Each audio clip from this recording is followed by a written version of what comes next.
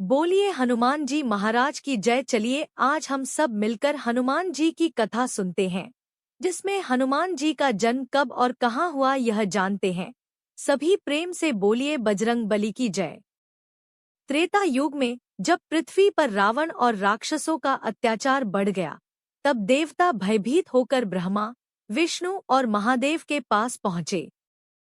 सभी जानते थे कि भगवान राम का अवतार तो होगा, लेकिन उनके कार्य में सहायता के लिए एक ऐसे दिव्य भक्त की आवश्यकता होगी, जो बलवान भी, बुद्धिमान भी और पूर्ण रूप से भक्त भी। उसी समय माता अंजना किष्किंधा पर्वत के वन में रहती थी। वे पूर्व जन्म में अप्सरा थी, पर श्रापवश वानर रूप में जन्म लेना पड़ा था। संतान प्राप्ति के लिए माता अंजना ने वर्षों तक भगवान शिव की कठोर तपस्या की।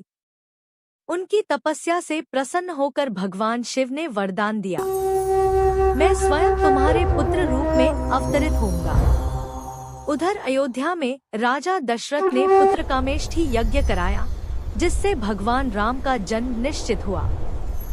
उसी यज्ञ से प्राप्त दिव्य प्रसाद का एक अंश पवनदेव ब्रह्मा की आज्ञा से माता अंजना तक लेकर पहुँचे। शिव के अंश, विष्णु के यज्ञ प्रसाद और वायु की शक्ति, तीनों के संयोग से चैत्र मास की शुक्ल पूर्णिमा मंगलवार के दिन प्रातःकाल हनुमान जी का जन्म हुआ। जन्म लेते ही बालक अत्यंत तेजस्वी और बलशाली थे। उनका नाम पड़ा मारुति। बचपन में उन्होंने उदय होते सूर्य को फल समझकर पकड़ने के लिए आकाश में उड़ान भर ली। इंद्रदेव के वज्र प्रहार से वे मूर्छित हो गए। इससे क्रोधित होकर पवनदेव ने अपनी गति रोक ली, जिससे संसार में हाहाकार मच गया। तब सभी देवताओं ने बालक को वरदान दिए, कोई उन्हें हरा नहीं सकेगा, वे अमर रहेंगे, अपार बल और दिव्य बुद्धि उनके साथ रहेगी। तभी उनका नाम पड़ा हनुमान।